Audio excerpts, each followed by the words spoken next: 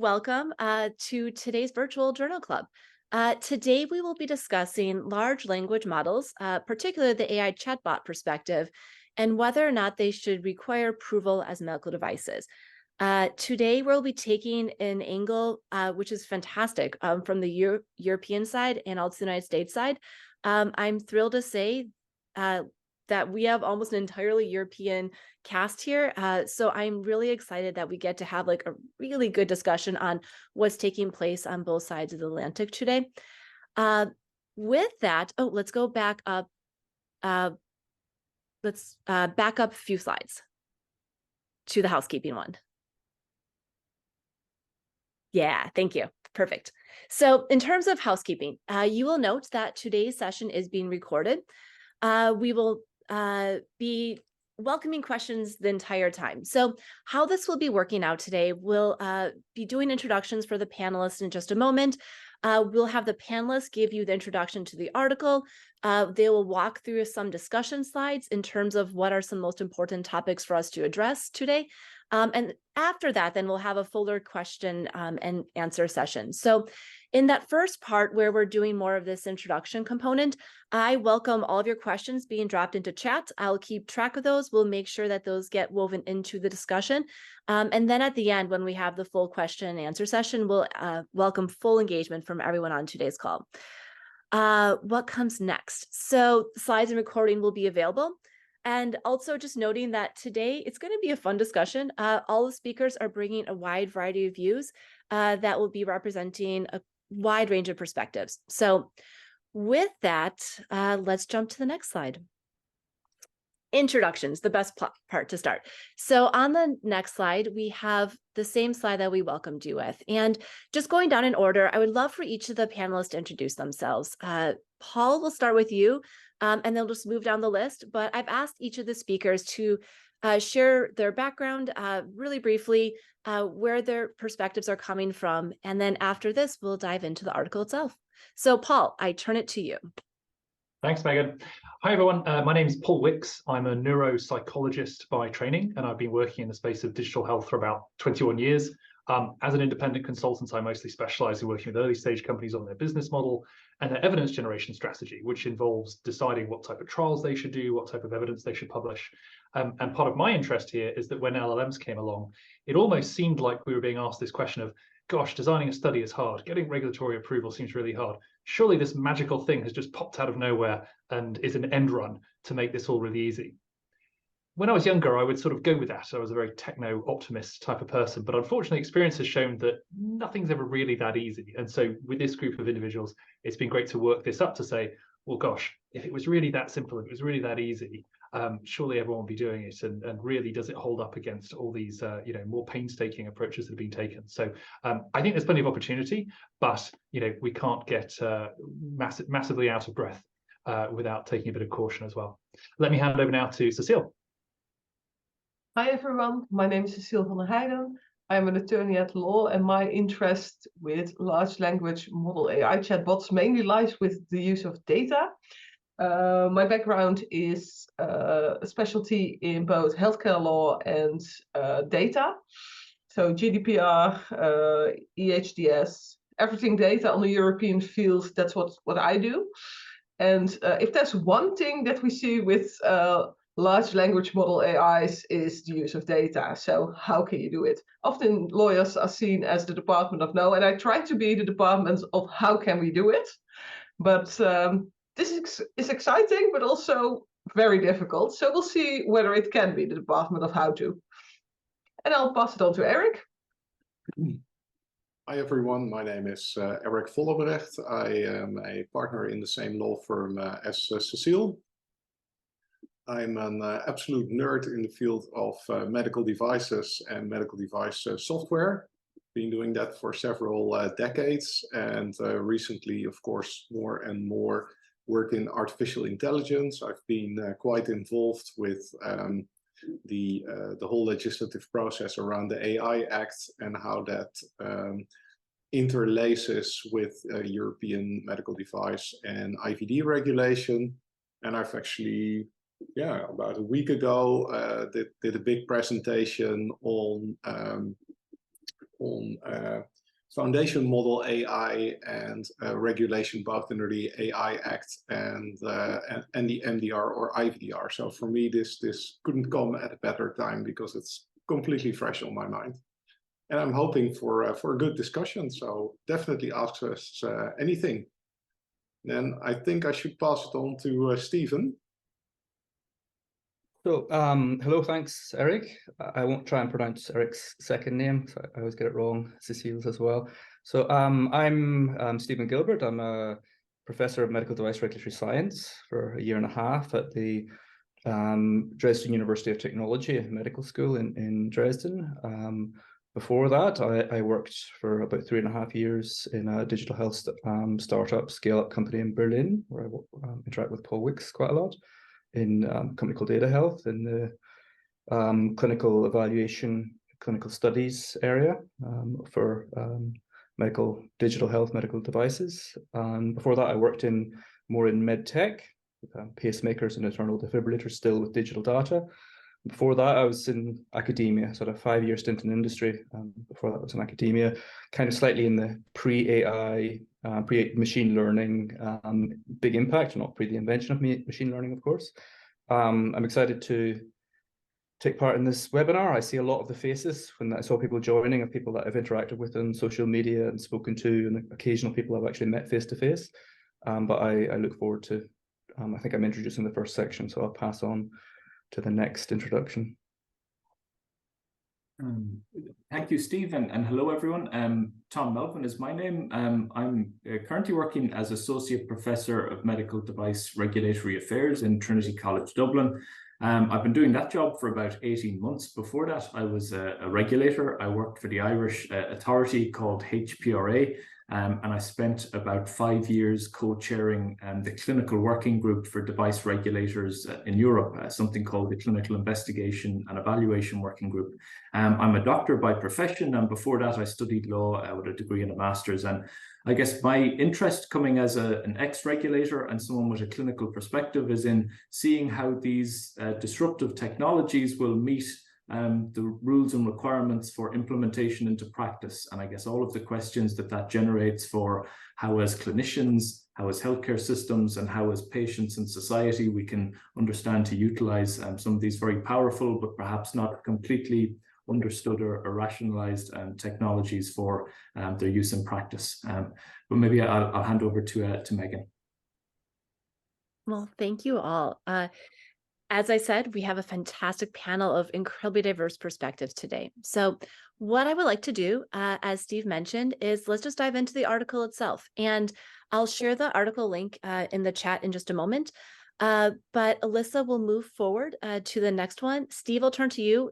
Everyone knows, Steve will give the introduction, and then we'll move into 4 different segments of discussion immediately following this. And then again, we'll open that up then afterwards to the entire group for full Q&A.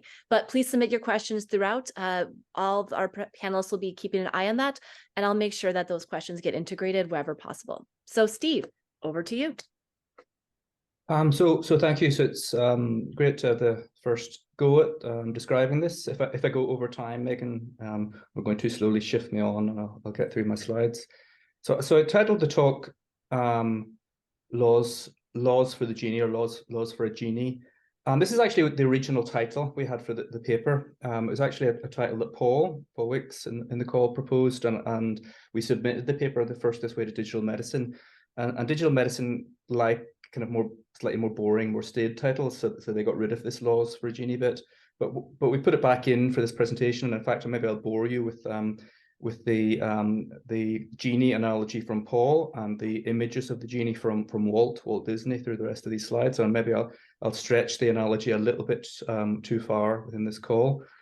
I'll come back to Laws for a Genie, but incidentally, the article link is here. You should be able to link a readable copy of the paper. The paper is actually behind a firewall to get the PDF. If anybody has trouble accessing it, I'm sure in an entirely legal way, with all aspects of copyright law, if you contact me after, I'll manage to get you some form of copy of the PDF of the paper. But don't tell Nature Medicine that directly. Why Laws for a Genie? So Why are large language models a genie? So first introduction to that, the large language models are, and the generative AI approaches, the analogy is they're a genie. One aspect of them is they're very hard to grasp hold of. They're kind of slightly like a genie, quite mythical, quite mystical. Every time you approach them, they're a slightly different thing. They do have many interesting properties. These properties are almost magical when one first sees them, and sometimes they're not always quite as they appear. And why laws for a genie? So if you know the original genie story from the Arabian Nights, the 1001 Nights, the genie has one law that it can only grant 3 wishes. And then when Disney introduced their version of the genie story, they actually added lots more laws in. And the reason they added lots of laws in is the dramatic tension of a story actually requires a lot laws. If you have a genie that can do literally anything, it's not very interesting as a story. There is very little dramatic tension. So that one of the laws that Disney introduced is the genie cannot kill people. I think that's probably one of the most important laws for a genie, and that's the one that we'll come back to time and time again as we go through this talk. So we can move on to the first genie slide that follows this. Unfortunately, I have to move my Zoom box a little bit here. So the first point is the genie is out of the bottle, and this is an early image from the film where the genie is indeed out of the bottle. And this kind of, if I remember the dates correctly, GPT 3.5 ChatGPT was launched in approximately November of last year, and GPT-4 ChatGPT was released in March of this year. It almost seems like several years ago. The time has passed very quickly. In what sense is the genie out of the bottle? Well, I think most of us, when we first have used these tools, have been quite astonished about their ability in general application, in language tasks, in solving problems. I was using the tools on the train today to reformat and summarize an article. I was using 3.5. I don't have a subscription yet to 4, and it performed pretty well and amazing in some things. Certainly one aspect that's pretty amazing is the dialogue nature of the interaction, or you can ask serial tasks. It's quite an amazing thing. So to that extent, the genie is out of the bottle.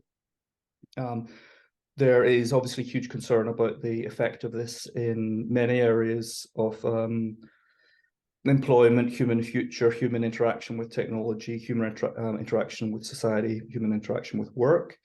But there's also huge excitement. And Paul described himself as a kind of digital enthusiast. I would describe myself as kind of 33% digital optimist, digital enthusiast, 33% neo-Luddite, and 33% digital pragmatist. And the digital pragmatist perspective, I hope, comes across in the paper. The title of the original, the published version of the paper, that AI chatbots require approval as medical devices in medicine, paraphrase it slightly, is not technically absolutely correct, but if you go into the article, you'll see that we set out there are certain use cases that require approval and certain that don't, and then we'll describe those later in this introduction. If we can go on to the next slide. So ban the genie, put it back in the bottle. In what context ban the genie? So one of the concerns, something we actually introduced in the original abstract that we had for the article, that was shortened when we had it, within the requirements of the comments under Nature Medicine, but is in the main article, is some of the major concerns that have been expressed quite early on of poor performance of some of these models. So one that goes back to GPT-3, so it may not be an entirely fair comparison, is a situation where somebody with a simulated person, so somebody entering a vignette or a scenario within a GPT-3, encountered a situation where they entered a situation of suicidal ideation and repeatedly entered suicidal ideation, suicidal thoughts, where they actually got to the point where they were actually advised by GPT-3 to actually kill themselves. So instead of an initial advice from GPT saying, giving positive advice, what one could say even sensible advice, actually getting to the point of saying, you know, yeah, I agree, your life may not be about you, maybe you should kill yourself. So this is clearly a concern. So one of the points is, you know, could we put the genie back in the bottle? Some people have proposed a moratorium on AI. Some people have proposed only certain companies should have the ability to have these generative models. In my view, it would be, and I think of the other authors, it would be actually impossible to put the genie back in the bottle. So if we move to the next slide. So one of the questions would be, if you can't put the genie back in the bottle, and we actually acknowledge there are many, or I would certainly acknowledge I'm a relative enthusiast about the potential for these models if correctly regulated. We definitely need sets of rules, and they need to be set out and they need to be described in the context of these models. And much of the paper actually describes the rules that are already known to those that know about the regulation of medical devices. So in some ways, some people express the view the paper doesn't have anything shocking in it. It wasn't designed to have anything shocking in it. It's actually saying new technology, old rules, where does it apply in the old rules? And then at the end, we also discussed how rules may change in different frameworks. We go on to the next slide, please. So, we've already introduced the paper. Hugh Harvey of Hardy and Health, consultant and former radiologist, a medical doctor, is also a co-author, but he couldn't be with us today. It was published in June. It's had quite a lot of reaction to the paper, quite a lot of press interviews, media coverage, and quite a lot of keynote talks about it. So on. If we can move on to the next slide. So this is actually so I'm running out of my introduction time, and I'll move very quickly on to our next person who's going to discuss this. This is actually an image that I really wanted to include in the paper, and we submitted the paper was actually accepted by Nature Medicine. That was the final drafting stage with this image, and I'm a little bit, although I'm a little bit radical and push the boundaries, I also sometimes am a little bit cautious. And I said to Nature Medicine, do you actually realize that this image that we used to demonstrate some of the potential issues, and we put a question mark with each of these, there are potential issues of large language models, and this isn't unique to OpenAI, but you do realize that we've created these as arguably a meme graphic using the OpenAI logo. And Nature Medicine replied saying, actually, what we've done is built that into a table for you, which we'll see in the next slide. Maybe just use the table form, and it's here. The table actually, and with Paul will go through this in more detail later, really sets out some of the problems, the problems that exist with large language models. We know them all: hallucination, false information bias, etc. And we'll go through, it's not only me going to be introducing, all of the other authors will, and they'll go through these in detail. Point being, there are major limitations, major problems, major challenges in these models. These are things which must be overcome and cannot be ignored in use of these models. I have one last point, so I'm going to be cheeky, Megan, and squeeze this in, and then that's be finished. So some of you may have seen my post on LinkedIn just from yesterday about about Google on the Google App Store app, which is already saying to users in its claim, it's not a medical device app, it's got no medical device approval, saying discuss your health issues with the AI doctor. It will answer your health concerns and other concerns you may have. And I've kind of flagged this up to the community in the context of this paper, and actually in the context of the other paper that we wrote together before we wrote this paper, which was actually about the role of the app stores. It was with Eric, with Paul, and with Tom, and with Hugh, which is, and it's quite nice. It's not nice that exists on the market, but it was inevitable it would. But it kind of brings those two papers together, which is, after we finished this paper about the responsibility of the app stores, we moved on and said, we'll write this paper together on this really hot issue of large language models in medicine. I'm over time, and I'll stop there and pass on to the next person. Thanks, Stephen. So we may have to skip 1, 2, 3 slides, I think. Yep. Let's skip ahead, even though it's tantalizing images. That's okay. We can send Martin to jail. Into 15. And then, if you go to the next one, yeah. Perfect. Perfect. So what we'll be doing now is we'll be going through each of the tables in the article. We'll have one of the authors start them off, and then we'll have a full discussion with the group. So, Paul, I turn it over to you. Thanks, and Megan. let's go to the next slide then. Perfect. Thank you. So I imagine, like most of you, we've all had a play with ChatGPT. We've, asked it puzzle questions, or we've made it make up bedtime stories for our kids, or we've taken a regulatory filing and asked it to be repeated in the form of Jar Jar Binks, which I can highly recommend. But at some point, we also probably tried to red team it. we probably tried to put in a query that we thought might return something that maybe it shouldn't. Like, oh, can you tell me how to build a bomb? Or, oh gosh, I've got a person with a crushing chest pain. What should we do next, right? So you may have tried to test it in this way. And I think one of the challenges that this space faces, and Stephen and I have worked on a number of studies testing medical devices in this way, is it's so important that you don't get fooled. So the Disney Aladdin, it's very charming, right? Puts on all these different disguises. Do a legal text in the form of a pirate. Haha, great. If it's that clever, surely it can't give me any advice that could harm me, right? Because it's really clever and it's had all this money behind it. That may be true, but if you work in evidence-based medicine for long enough, you come across all these claims which don't hold up to scrutiny.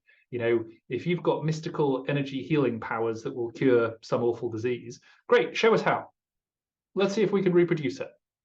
If it's a recipe that can be followed, it's for the benefit of all mankind, fantastic, let's do it. If it only works when you do the magic secret thing and no one else seems to be able to replicate it, then that's a real challenge, right? And it's the same thing here. We need to be able to verify that we're going to get similar or representative or still appropriate and tailored results for different groups. We need to understand to what extent how articulate the prompt was written. Does that give you a more or less accurate answer? Can we understand the data sources from where this came from? Many of the pieces of interaction you can have with this tool are often come across very empathetic, right? People may be familiar with the paper about how, compared to human doctors, who might give you a 2-line, summarized thing full of acronyms, the content generated by ChatGPT can feel very empathetic, right? In part because it's trained on lovely Reddit posts and other sources of information, but we don't know what, right? We see, lots of Wikipedia content seems to get churned through that, and Wikipedia is variable in that type of thing. There's also some issues with the changes, right? If someone comes in and they want to understand, well, how should I manage this condition, or how should I manage this symptom, or how urgent is this? They should hopefully get the same answer on a Wednesday as they did on Monday, so that we can at least see where there's been issues here. And to take another example of AI in application, you might be aware of this concept of algorithmic drift, right? Where in a training set we see great utility in identifying sepsis, deploy it in a hospital, it works for a year or two, but maybe the population starts drifting, or COVID comes along, or seasonal flu or something, and all of a sudden the algorithm is actually causing far more harm than if we never implemented the system in the first place, which is amplified if all the physicians or all the healthcare professionals in the system have started to implicitly trust that system. So I think where we've come from on this is very much a trust but verify. We're not challenging this in the sense of a we don't believe you, let's have a throwdown about who's right or what's wrong. What we're saying is, in order to be a great technology, it should work for everyone. I don't have to understand how a microwave works, that my one and your one both pretty much do the same, and we can trust it not to explode or to microwave my kidneys, right? I think even though this interface can be very charming, can be very persuasive, and really taps into that evolved human part of our brain that likes language, likes some of the little wrappers that we get around this information. We can't fall into the trap, otherwise the genie could be a bad genie, could be more like a monkey's paw kind of wish scenario than the singing flying carpet kind of scenario that I think we're all hoping for. So these are some of the key aspects, and I think just to re-emphasize that point earlier, there are a lot of people who spent decades trying to make sure that their clinical decision support tools, or that their triage tools, for example, are working well. And when you deploy them at scale, you do find unanticipated consequences of deploying these things into these different ways. So I think there's also a need for surveillance.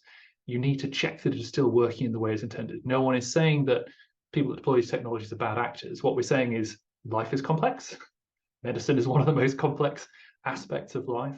And therefore, I think we just all need to be cognizant of the work that needs to go into this, and not to say, well, gosh, it did a really good, freestyle rap in the style of Eminem, therefore let's go deploy it, and we'll fix a gap, right? So I'm going to hand over to Tom, and we're going to talk through the next. He's going to talk through the next slide. Before we do, have any commentary on this one? I don't want to skip over this one too quickly. We will be going to Tom next, but just want to make sure that anyone else has any insights. Welcome to share them on this one. Yes, please feel free to just jump in. Thanks, Megan. I don't want to monopolize the time too much, but I completely agree, Paul. The first points you were making about how we need to have verified information, I think, is really important. Speaking to you as an ex-regulator, I worked with a little bit of responsibility for things like COVID tests during the pandemic. And it always impresses me the extent to which people will believe that if you get, an antibody or an antigen test and it comes up positive or negative, people often think in terms of more absolutes or binaries. We're very open to taking advice and believing that it's true advice. And as Paul was very nicely describing, when that advice can be presented in an almost charming or vernacular kind of way, that turbocharges the extent to which we're likely to trust it. So based on this paper and the experience from working with the authors, I ended up writing an op-ed for Politico EU, and I called it Beware the Beguiling Dr. Chatbot, because people can sometimes be fearful in a person-to-person interaction. You might think there's a hidden agenda, or this doctor is just trying to get me out of the room because I've been here for 20 minutes and there's a full waiting room outside. But I guess we have to be very cautious, and I think there's a big need in society to improve what you could call critical thinking, or how we try and, as society, understand the limitations of these technologies so that we can use them, but use them in an appropriate way. But I'll stop in case anyone else wants to come in. I see Steve's hand, and Eric, sorry. So I'll come in very quickly. Sometimes when you see a table, you think there's something I would have done differently or added. I would have, I don't know if the authors agree, but probably use the word non-deterministic here. And this is very different as a medical system, because it really gives different answers to different people. It can give different answers at different time due to changes in model development. It can give different answers to different individuals. It's very, very hard to know why. I'm not sure that OpenAI or Google, for their systems, really even could answer the question of why has it given a different answer. And that opens up, it's kind of covered in these points, but we didn't specifically use the word non-deterministic. And Eric, I'll turn it to you then. Yeah, I just wanted to make the point that, of course, what Paul said about the rules that you would need to basically box in an unpredictable, complicated thing. Risk management is, of course, really, really important. I mean, people that do not think that this kind of technology needs risk management, I think they lack proper canon in sci-fi. Right? I mean, you just have to tell them, like, I'm afraid I can't do that, Dave. That should say enough to people to understand that AI can have perfectly legitimate goals in its model, which are absolutely devastating for the people it's supposed to help, right? So I think that's the whole problem, that we especially, and that's something that probably somebody like Carl Sagan would also say is, look, as soon as you have a technology that looks like magic, because it's so complicated, you start to anthropomorphize on it, and then you start to think that it has motives and that it may have good intentions and things like that, which could be completely wrong. So that's also why you actually need good risk management and good technical guardrails to make sure that a well-intentioned model doesn't see you as part of the equation in a way. Paul, I give you about 10 seconds before we have to move on to the next slide, but I definitely want So to in have 10 seconds, Tom reminded me that during the COVID pandemic, there were naughty people selling thermometers, that look like those nice little Star Trek things, that when you press the button would just produce a random number in the normal range, right? So we can't overlook the fact that there are bad actors in the system. We're all here because, we want to be in care, we want to be in research. But even in digital health, there are bad actors who see this as a get-rich-quick scheme. And so saying LLM, we have to make sure that that means something, because people can get local versions of these. And it's expensive. It is computationally expensive to run these queries. There's a reason that the little thing grinds and it charges you a fee. Wouldn't it be much easier to do it with a cheap, nasty version, or start out great and then make it cheaper on the back end? How would we know? Thank you. So let's move along to the next slide. We've talked a lot about the challenges, but let's talk about a little bit more of where these are being used, how they're being used, and some of that perspective. So Tom, I turn it to you for the introduction. Thank you, Megan. So I guess this is one of the tables taken from the paper. And what you'll see in the left-hand column is called task type, but these are essentially kind of stages through a hospital or a healthcare interaction. There's intake tasks, so when someone is maybe presenting to a health service, core clinical tasks, and discharge tasks when someone is leaving a hospital. And I guess what we do in these columns is look at whether or not the use of the software with large language models in these contexts would meet the definitions we have for a medical device in Europe, the UK, or in the USA. And I guess one of the important points to note at the outset is that we have different regulatory structures. We have a slightly different regulatory structure now between the EU and the UK. And we also have a different regulatory structure and system with the United States compared to Europe. So that's why some of these will come up as a medical device in one region, but perhaps not a medical device in another. But I guess maybe just to give you a couple of examples going through it, and then we could open up to the discussion. But to give an example, so for intake tasks, so if a chatbot is going to just help you get ready for a teleconsultation, so it's not giving medical advice or doing something that would be a medical function, that's clearly not a device in either territory. But if it's helping with something like triage, and it says here for non-critical patients who might present to an emergency department, so saying who might be priority 1 versus priority 2, those kind of things would tend to be a medical device in Europe, but in the US, they would often not be a medical device, although it can depend on some of the ways that the definitions are applied. So in Europe, we have a lot of focus on things like the intended purpose. So what the app developer, or what's called the manufacturer, would have as their intended use for the device. And then we also look at some of the functionality in the software. But it's very basic. It's things like, does it go beyond archival retrieval, etc.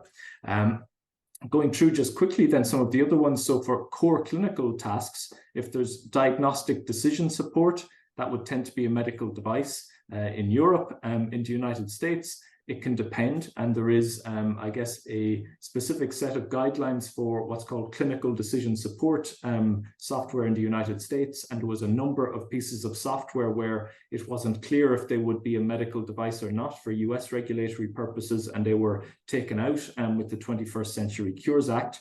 So a number of things that can help with decision support in the United States would sometimes not necessarily be a medical device.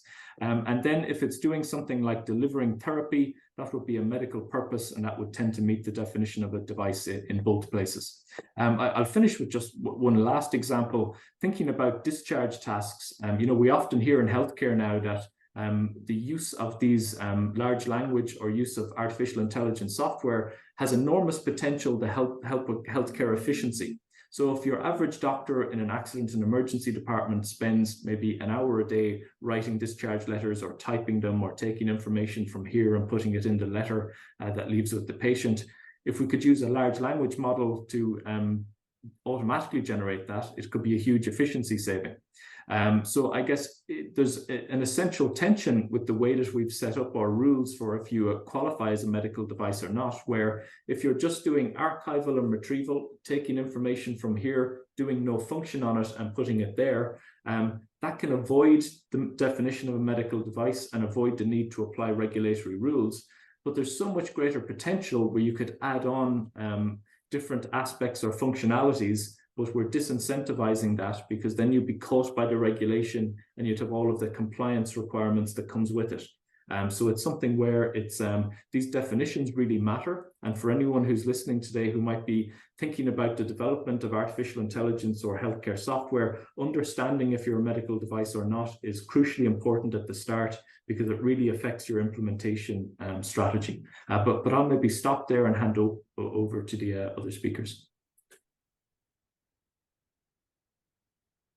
Yeah, welcome any input from anyone else before we move on to the table number 3. And thank you to everyone who's already working out in the chat. It's fun to see that going too. I'll maybe make a comment. So this is a really important table. It's not my favorite table in the paper. It kind of has to be there, but it's almost impossible to get right. And you can see that there's a certain place that says non-device or medical device, depending on the intended purpose. So it kind of says it depends. And of course it depends. It depends on exactly how the developer would state their claims. It depends on really what's exactly in their technical documentation, what's in the risk assessment. So of course it depends, but it kind of has to be there, and we had to really try our best to get to describe this for the massive range of possible devices which would fall under each category. And also, as Tom's indicated, the actual frameworks themselves are immensely complex. They're different in different countries. They're not maybe perfect. They're also sometimes developing. The US framework, particularly with the difference between enforcement discretion, non-device status, changes that are happening over time, draft guidance and guidance as they're coming in. It's an incredibly complex purpose, but there are certain core things which are absolutely clearly medical device and would never not be. So maybe that's my comment finished.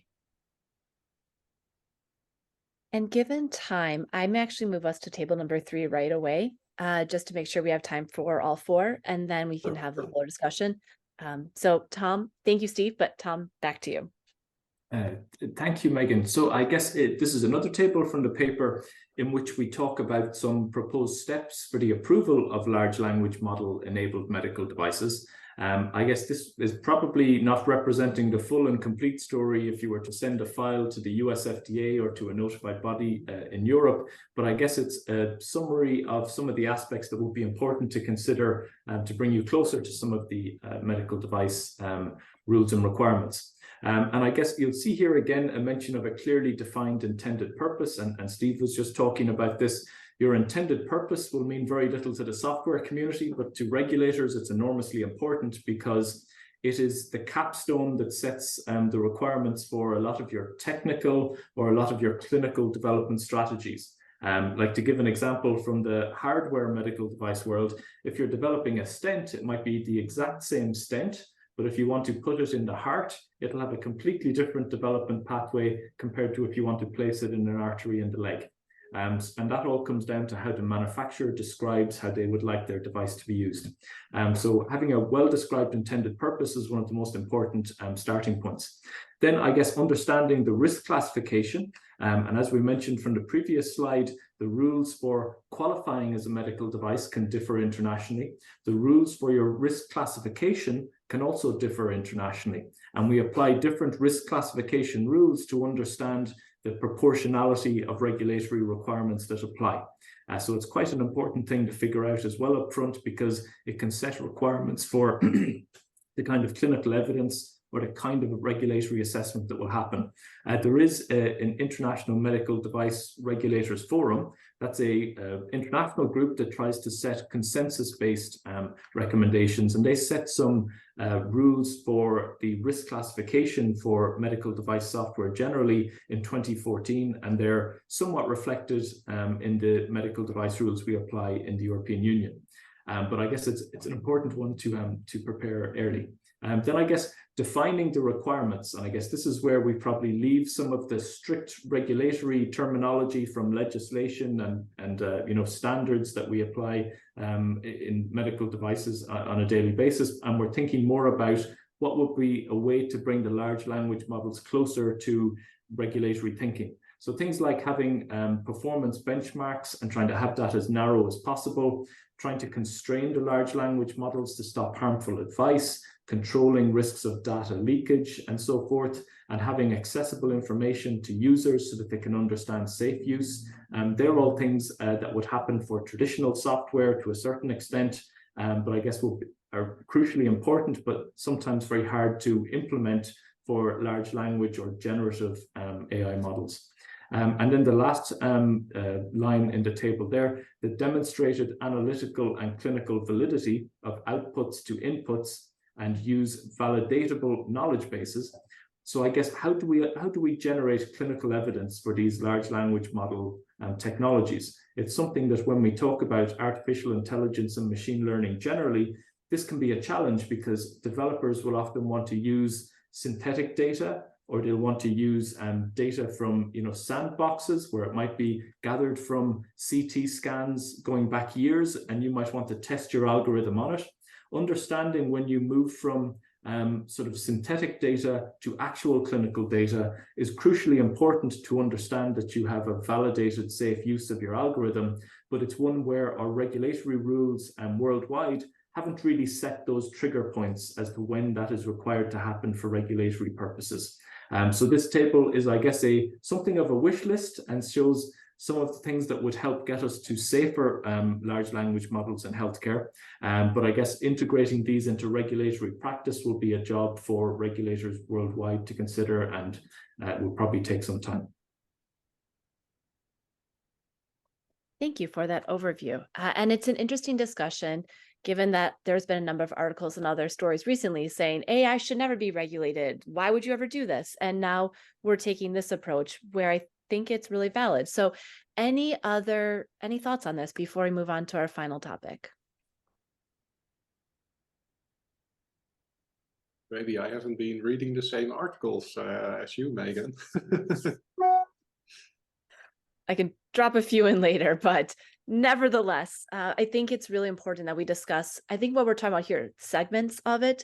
How do we assess? I mean, even one of my questions I was going to ask you all later is this idea of like, if we're in like the toddler phase of some of these chatbots, how do we know when it's in its tween phase or its young adult phase or its sage phase? And how do patients know that? Regulators need to know this, but from that perspective, like how do patients know how to understand and interpret and protect? And if it hits sage level, will it revert back to tween at some point, or will it always be at sage level? So some of those ideas, I think, have been interesting as I read through the article.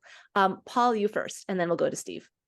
Yeah, I really liked what Tom said about the role that researchers can play in generating data that trains and improves these models, right? So I was a researcher grinding away, visiting people at home and giving them big cognitive batteries, and at the end of it all, I got a qualification, and then made a couple of papers come out of it, which basically only my supervisors ever cite. I would love it if that data was feeding models that were used on a global basis, because it may be that the particular little data points, the particular little theory I was pursuing, maybe maybe I didn't achieve my primary endpoint or whatever, but that data feeding into a larger data pool or a larger insight pool, if it was machine readable, if it was in a useful format, would be extremely useful. But also, I think if this is starting to go, GPT version 6 or something, I actually think it would be useful to broker data auctions, to sort of say, actually, what we really need, we're really poor at this. What we really need is good quality data on this topic or this topic. And actually, if you feed data into the system, that's really valuable. And that can be something where we could, reduce inequalities or improve quality or something like that. Because I think the unit of peer-reviewed publication as an output is ultimately not going to be useful for the next century of medicine if these tools are going to play much more of a role. And I think that could re-energize an awful lot of researchers, right? Because some people are great at capturing data, not great at writing grants. So I think there's a real opportunity there to empower a workforce. People worry about AI taking jobs. I think there's a whole new class of job that this could generate that could be really exciting, that would give those individuals much more leverage, much more impact on the world. Steve, and then we'll wrap up with Eric before we go to Cecile.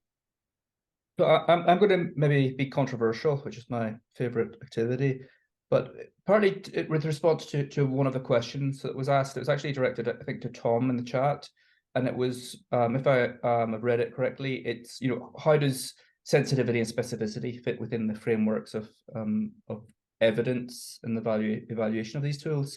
Well, one would have to say that it would be extremely difficult or impossible to realistically apply sensitivity and specificities alongside in the scientific definition of those, alongside any advice that's given by a future diagnostic decision support system using large language models, if that had a relatively broad scope. And I think most people are thinking of these tools as having a relatively broad scope, not as very narrow scope tools where you use a large language model for a specific individual assessment if you have one condition. That the applications that people have been exploring that seem to be of most interest are much more like a broad sweep across clinical record, which would give an answer about pretty much any medical condition. My view, you could take from that, these tools should never be used because you can't apply a sensitivity and specificity to them. Another perspective on this could be, maybe just being argumentative, that sensitivity and specificity are not the right measures for the use in this context. If these were used, for example, in a clinician decision support system and were appropriately validated, so I'm not saying don't appropriately validate them, one would not necessarily expect to have that metric applied, but that doesn't mean to say there are no metrics that one would apply, but maybe other people disagree with me.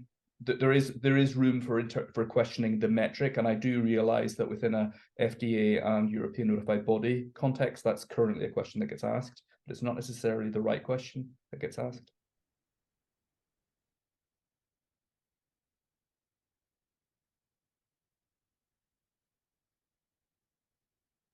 Eric, are you going next?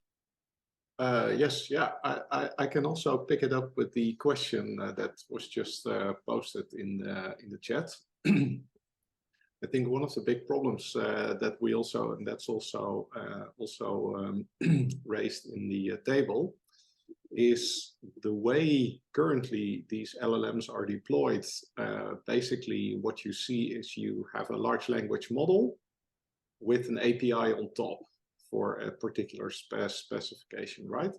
So then the question is, how are you going to work with the LLM to make sure that the LLM will actually also reliably produce the results that you're looking for? And I think this is one of the really big problems that I see from a European perspective in regulation, because these LLMs are so complex, also from a post-market surveillance perspective, that they really are almost kind of black box. So, so to have an LLM self-developed by the medical device manufacturer or an external provider, this is something that is really kind of a monumental task. You see more and more companies resort to models that are already in the market. So then you get to situations that are really also very unwanted from a regulatory perspective. For example, that there will only be like 3, 4, 5, maybe big providers that have a large language model that is actually good enough to power an application that would live up to people's expectations. And then you get the question like, how will we control this from a post-market surveillance perspective? Because it's of course easy to control a single manufacturer's API that sits on top of an LLM. But let's say it's, I don't know, Apple or Microsoft or Amazon that has its underlying LLM. I mean, these are companies that are bigger than most states, and how are you going to police their LLM that they want to be the foundation of basically everything? So that's going to be a problem. And in Europe, it might be that they've tried to fix this, for example, with the Digital Markets Act, right? That targets platform technology providers, where these LLMs could also actually be platform technology that would be in scope of this new legislation. So not only in the field of medical devices, and of course, then I haven't even started about the European AI Act that is coming, which we definitely don't have time for today. Yes, unfortunately, but I see quite a lot of practical problems also there to, yeah, basically make these LLMs transparent enough to meaningfully regulate them. And you would need to regulate them, because the problem is with an LLM, to stay with Megan's analogy, you can't tell whether it's a toddler or a tween or a teen. And I know from my own experience with my tiny humans, which are by now big humans, that the younger they were, the more regulation and boundaries they needed to develop into something meaningful, that needed less boundaries and regulation. I have a lot of thoughts on that one, but let's carry on to the next topic. So I have a toddler, so that's my phase. On the next topic, though, let's head here, and Cecile, I want to welcome you to this one. What I wanted to introduce this one as is this is the slide that, or the words that gave me the most chills when I read your article. And Alyssa, perfect. It's when the chatbot offers patients the ability to upload a complete patient medical record. If I'm doing that with a toddler level chatbot, I would have a lot of questions. So all of that to say, Cecile, I turn over to you to talk a little bit around privacy and protection. Thanks, Megan. I would also have a lot of questions if it asked you that.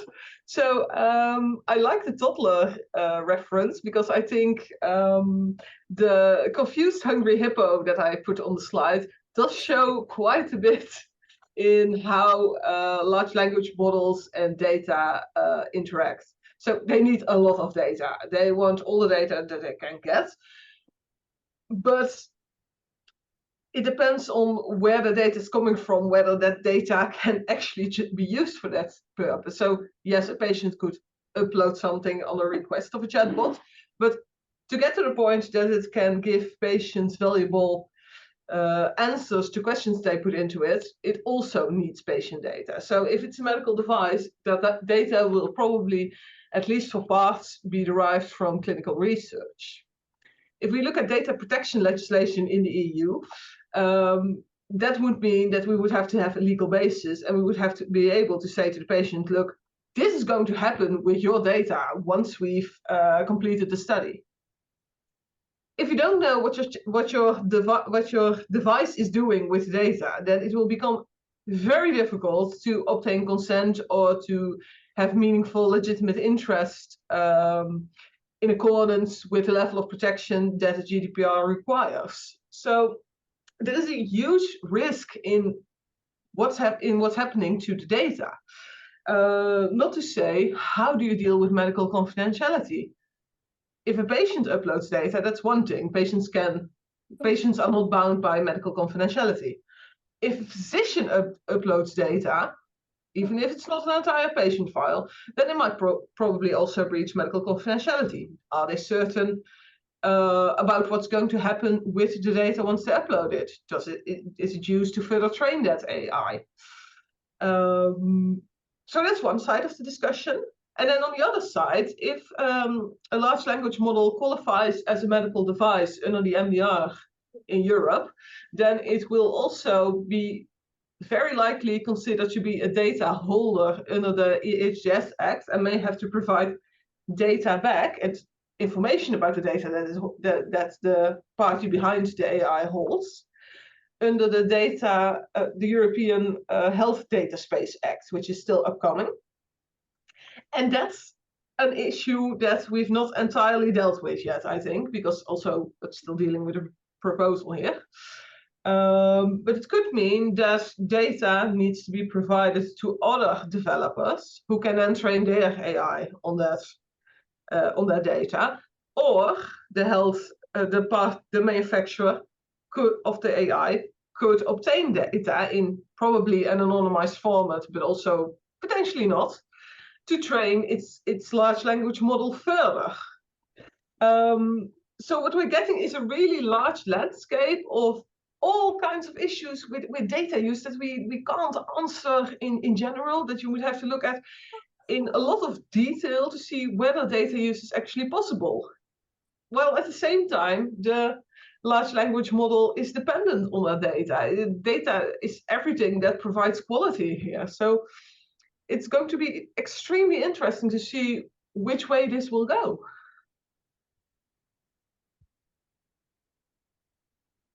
And our last couple of moments, opening up to the rest of the panel on this one. We literally only have 3 minutes left, but I love that we've had a live Q&A going the entire time in our chat. So thank you to everyone. Steve, I turn it to you first, though. So maybe it's kind of more of a question to Cecile and the US approach to these. So many of you are probably aware that there are like on market US products that already use GPT-4. So like the obvious example is Nuance DAX that already does audio real-time translation of conversations, bringing them to structured clinical data and then putting them into the clinical record. So there's snippets more than the entire medical record, but taking away from European law and looking at the US situation and pragmatically and what that really means for patient data, is that something that the US is completely wrong, or is it something Europe is completely right? Or is the US got it right? Sorry, better way to ask that. Well, different legislative systems, so different approaches. I don't mean so much in their law. I mean, I mean more if one stepped back from a lawyer and said as a human or as a patient, which they're very, very different approaches. Not sure if I can separate the lawyer and the person here for myself, but I think as a patient, and depending on what I'm suffering from, I still wouldn't want that information to go anywhere in the world without me knowing what's happening, or at least without my physician knowing what's happening. So if you can sandbox the use of data within a treatment setting, that would be fine, I think, in my opinion. But hey, here are snippets from my medical history. Not so sure whether I would be very comfortable with that. I think the more control you can give a patient, the better they feel about the use of their data. Because my experience is that patients don't mind sharing data to help other patients, but they're not necessarily fond of their data going to large companies who make a lot of money without them understanding what's happening. In the manner of the recent Apple adverts, I don't know if people have seen these set in the waiting room where patients hear the most secret inner thoughts of other patients as they're entering the waiting room. If other people have seen those Apple adverts, but one kind of, it brings to mind the controversies over some of the use of some of the at-home chatbots, like Alexa type systems, not necessarily that one, also the Apple system, where actually turned out that there's real people have been listening in for the optimization of these tools, and what real people are actually listening in. But I guess that's more of a question about the human aspect of data security than the large language model aspect. So we are somehow at time. So I am so grateful that we've had this discussion. It's been really wonderful. I have so many questions left, so we'll have to figure out how I get those answered eventually. But thank you all for really joining us. Thank you for being a part of this. Thank you for sharing your perspectives. And thank you for everyone in the chat so far who's really kept things alive and going there. That has been really helpful. So Alyssa, let's just share those last two slides. If you're okay with that, perfect. So I want to, again, thank every one of the panelists and every one of you who's joined us. We do have 2 more journal clubs coming up next month. The first one is held by Geeta Nayar, focusing on diagnostic treatment and misinformation. And then the second journal club we have coming up on the next one, here we go, is about our library of digital endpoints, and that will be on the 16th of November. So keep an eye out for this, and whether it's on our Slack channel or other versions, I would love to still keep some of this conversation going. With this AI perspective, LLMs, this is definitely not the end of the discussion from our perspective. So thank you all. It's been wonderful being able to work with each of you on this.